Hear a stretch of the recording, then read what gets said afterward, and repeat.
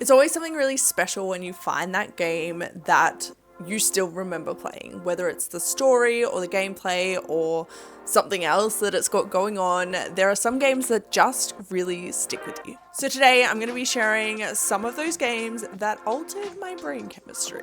I have a lot. I hope you're ready. This game literally made me cry. It was so stunningly beautiful in its storytelling, and it definitely altered some things for me. I am talking about the game called Until Then, which is a visual novel in a pixel art kind of style that is set in the Philippines, and it follows the adventures, I guess, of Mark, who is this ordinary teenager who pretty much is just trying to deal with the teenager life following some pretty tragic natural disasters that have happened in the country. The main story of this game seems ordinary at first, but it's actually got a lot of depth to it. There are some pretty heavy themes about things like domestic violence, so definitely check the trigger warnings for this game, but you follow this really emotional story, and a lot of the things in the story aren't anything that's too kind of weird or unusual. They're just everyday kind of life things, but it really, I don't know, with the music and the style and the dialogue, you just really get this really emotional experience. The way that they've told the story in this game too is done really interestingly, because a lot of these shots and things are almost like you're watching a movie. So you literally almost feel like you're playing a movie in this game. This game not only has a really interesting and captivating story and a really incredible art style, but it also has a bit of this eerie conspiracy, I don't know what's going on, this dystopian kind of feel to it too, which you kind of get to at the end of your first story, I suppose. I don't want to give away too much, but this is a story that you can experience in multiple ways, so definitely keep an eye out for that as you play through, because everything is not what it seems. Highly recommend if you're looking for a emotional, captivating, and just really intriguing story. If you're looking for a game that will make you question your reality, then Viewfinder is a really interesting game that will definitely get you doing that. This one sees you play most of the gameplay in a simulation, and the simulation has actually been damaged. So as you progress through the different levels, things get more and more wacky. You are able to manipulate this simulation by using photos. So essentially you have these photos and you can make it so that whatever is in the photo is what actually happens in the simulation.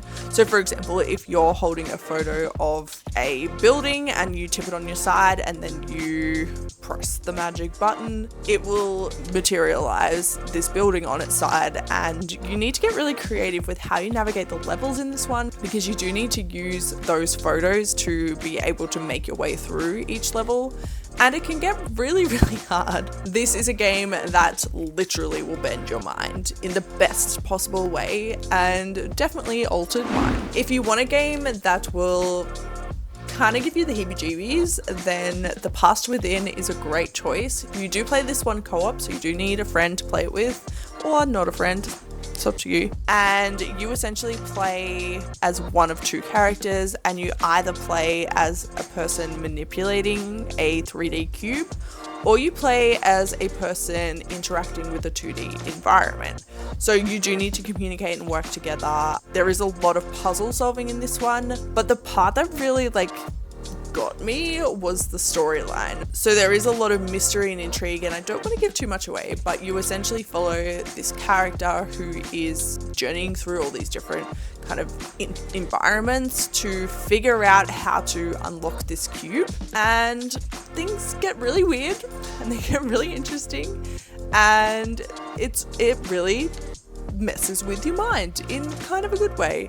This one is from the Rusty Lake team, and they are known for doing these type of games. So if you're interested in single player ones, they do have some other games like Underground Blossom. A lot of the original Cube games are all there as well, and they have a similar type feel. But The Past Within is one that has stuck with me and is a really great choice for a co-op experience. Now, to take things in a completely different direction, this game is one of the most wholesome and adorable games I have ever played, and it has really stuck with me since I played it because it was just so nice to play. This game is Love Ghostie, and it sees you play as a ghost matchmaker. You basically have this house that you rent out rooms to random people, and you decide it's going to be great fun to play matchmaker between the residents. So you pair up the different residents and you uncover their different love stories. The thing that is incredible about this game is that it is so just cutesy and wholesome. It's very PG romance. It's not anything else. So it is suitable for older kids to play, and every single couple in this game can be paired together and they all have these different stories to uncover. So it's just really wholesome and it leaves you feeling really nice. So it definitely altered my brain in a really just nice way. I think something has to be said about games that scratch your brain in the right way. And for me, one of those games is Shapez 2. Now this one is a sandbox automation game set in space. So you essentially have these shapes that you mine and then you can manipulate them. So you can cut them, you can stack them, you can color them. And you have different kind of quests where you need to fulfill different orders of different shapes. I think the thing that I love the most about this one is that you basically have freedom to do whatever you like. You don't have to pay for any of the equipment or the conveyor belts or anything like that. So it really gives you freedom to experiment, and I think that that is what makes it so fun because you can really just push the boundaries. There's no resource cost, so you're not worrying about how much this is going to cost to build and doing things in like the shortest possible path because you need to save your resources.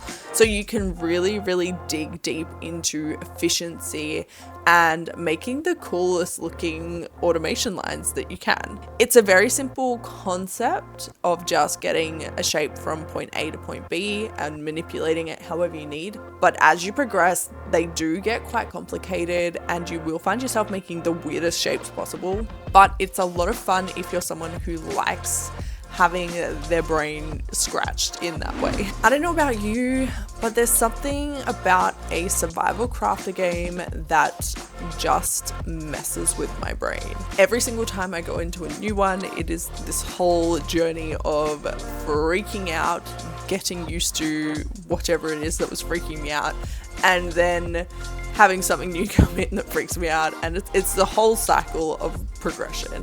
And one of those games that did this for me was Raft. Now Raft isn't really intense in terms of like the dangers and the enemies and that kind of thing, but I really loved the different challenge that Raft gave. In Raft, you start off on a 4x4 raft that is basically just a bit of floating wood in the ocean, and you need to scavenge your resources from the ocean itself, from all of the debris, or from nearby islands that you pass. So you start off with nothing and you have to build up everything that you need. You need to figure out how to cook food and eat food. You need to figure out how to make water safe to drink. And then there is a whole storyline to follow as well. The thing that I really love about Raft is that you are not stuck with a home base. Your home base moves, so it really changes a lot of the typical survival crafter elements that you have. Because you have a home base, you don't venture out, so you kind of stay close to home. You move your home rather than venturing out and exploring, and I think this gives you a lot more freedom to explore the world. And then when you add in this weird post-apocalyptic story that literally sees you navigating through acid pits and escaping killer robots and a whole assortment of random things, this game is definitely one that will stick with you long after you finish playing. If you're after a survival crafter game that does have that home base element but will still kind of mess with your brain, then Green Hell has to be on your list.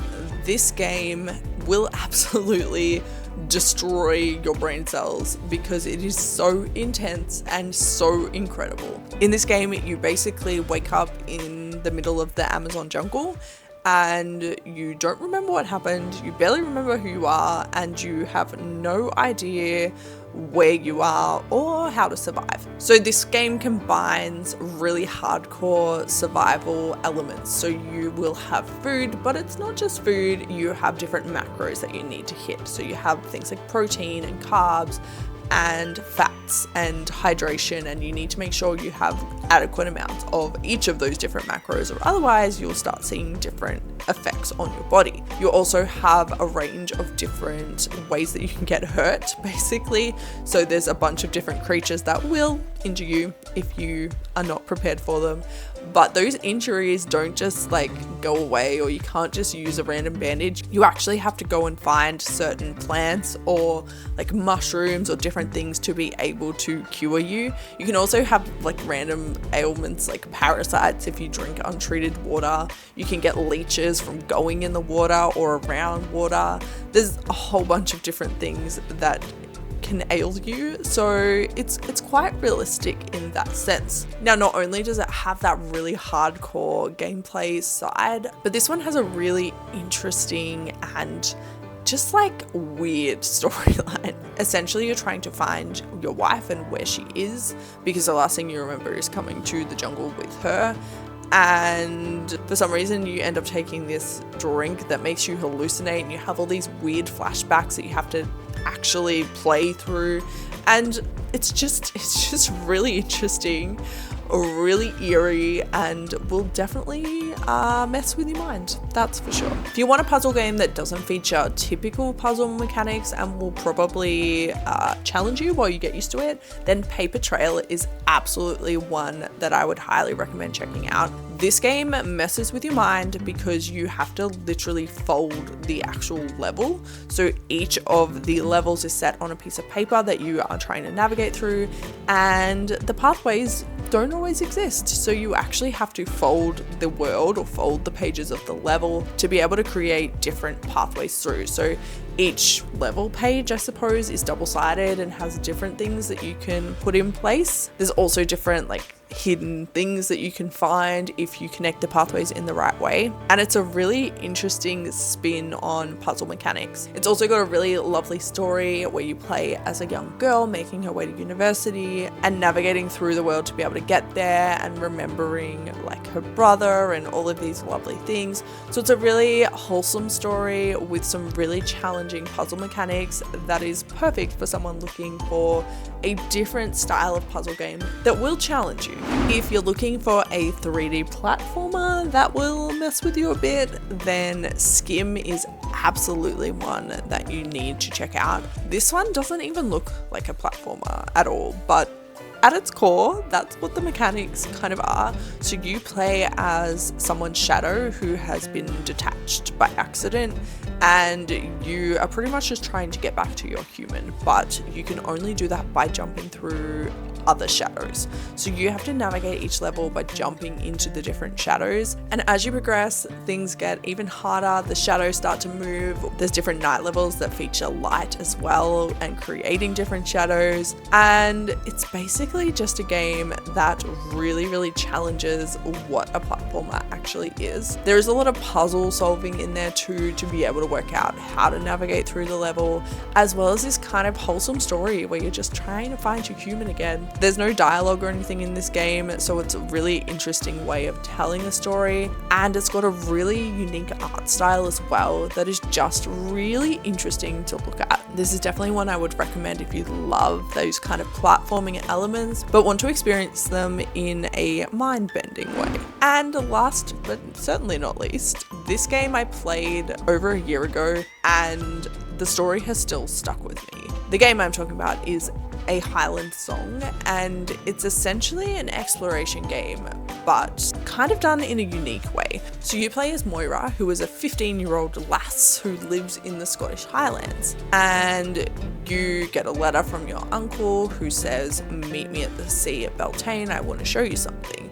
So you have a limited number of days and you basically run away from home, and then you need to navigate through the Highlands. The Highlands in this game are absolutely stunning. The illustration of them is so beautiful and so breathtaking, so they will absolutely draw you in. But the thing that really sticks with me about this game is the story.